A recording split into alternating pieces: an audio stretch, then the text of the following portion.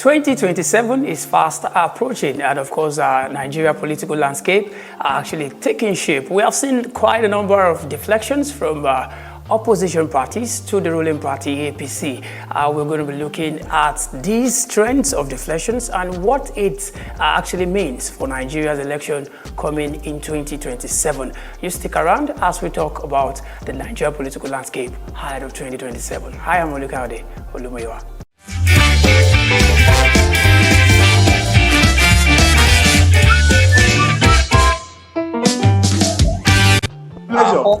For the sake of our viewers and listeners at home, can you please introduce yourself? My name is Sobechi. I am Deputy Editor Politics for The Guardian. All right, thank you so much, Mr. Leo. We are looking at Nigeria's political landscape ahead of 2027 election. Quite a number of things is actually going on. We look at the deflections from opposition party to APC, and of course, recently we have a coalition coming up, and they came up with the ADC looking ahead to challenge the ruling party in 2027.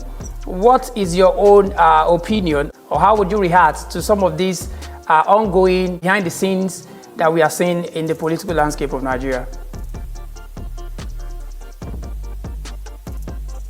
Well, we have to go a little bit back in history.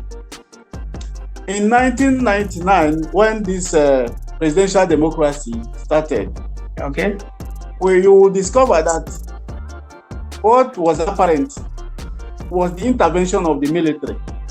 There was still the military hangover in both the formation of political parties and management of political parties. So we ended up with a quasi-democracy.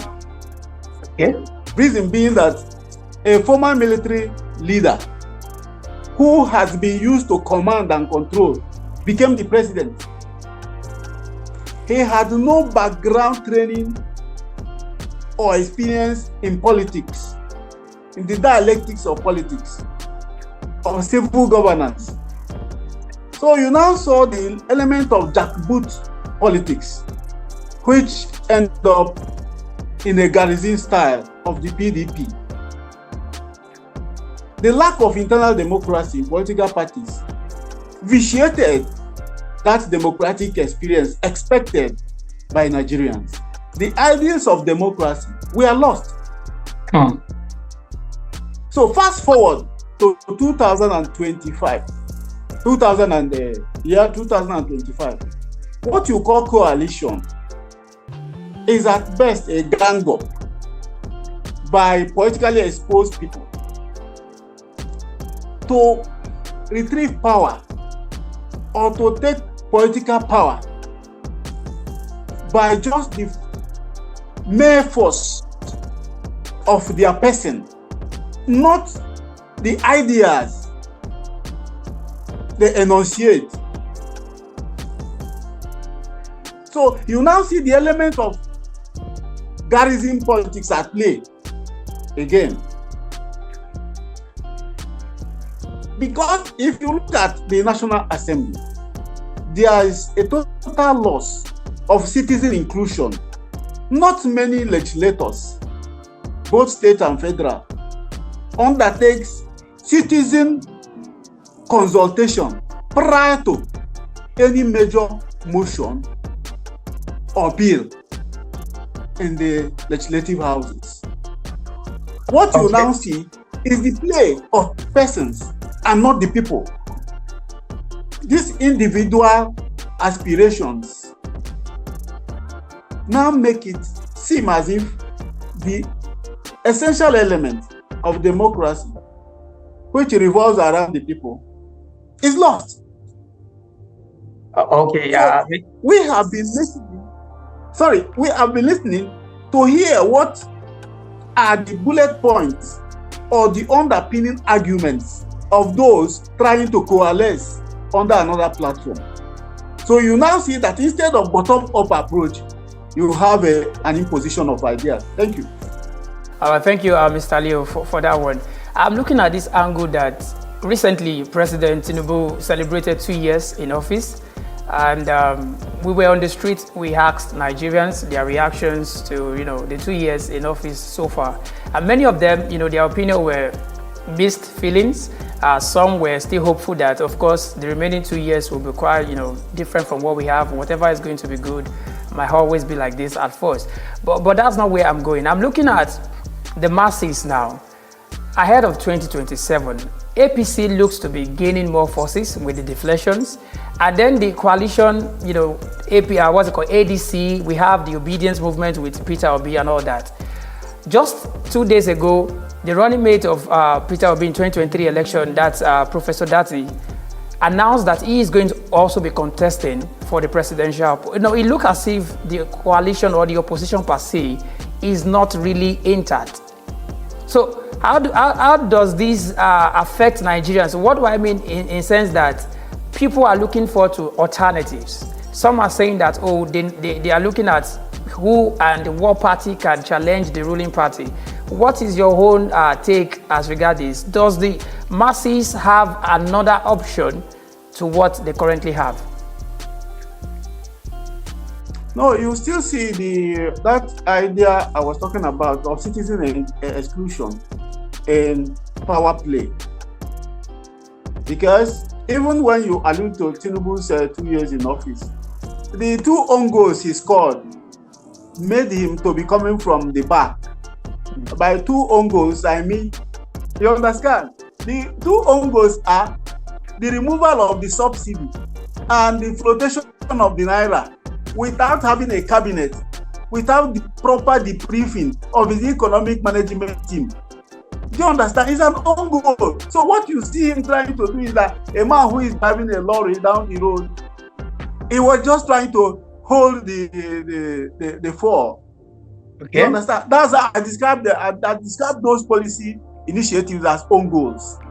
Okay. Now you come to the aspect of the people. There is no proper coordination or survey of what the people want or what will be the people's feeling about particular initiative.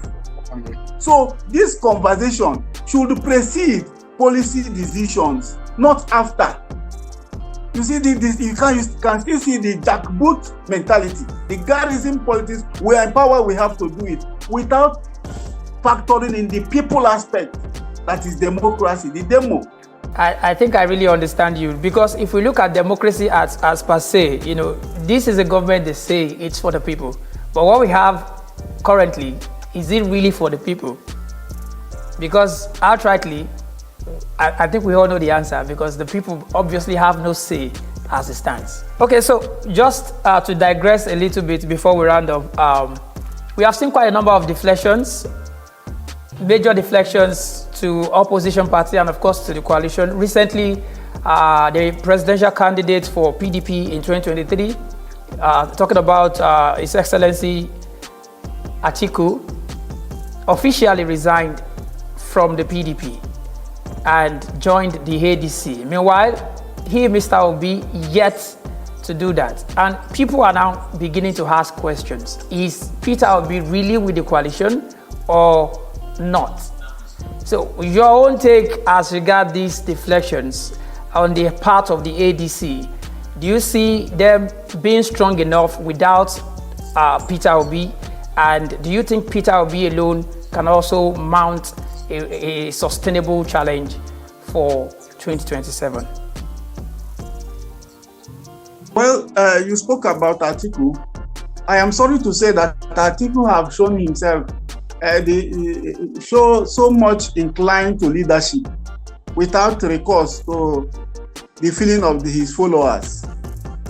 I remember in 2019, he contested against Buhari.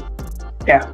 In 2023, his aspiration to contest the presidential ticket of PDP led to the current crisis in the PDP. When people who don't respect covenants or gentleman agreements, it raises questions about their ability to lead in a democracy. Now, before I go on, I talk about the defection, so-called. Now, you will notice that none of those, even governors defecting, there is no record of them holding town hall meetings to really throw this to the people. This is what I see from the vantage position as a governor. This is options on my table. What should I do? You hold the mandate of these people. You do not exist by your power. None of those things were done. Now, coming to P2OB and all that. In the last 2 years, the opinion movement have shown some little attempt at organization. You can pin some elements of philosophy of function, quite unlike those gathering around ADC in the name of coalition. What I mean by philosophy of function is that there must be an agenda for a meeting.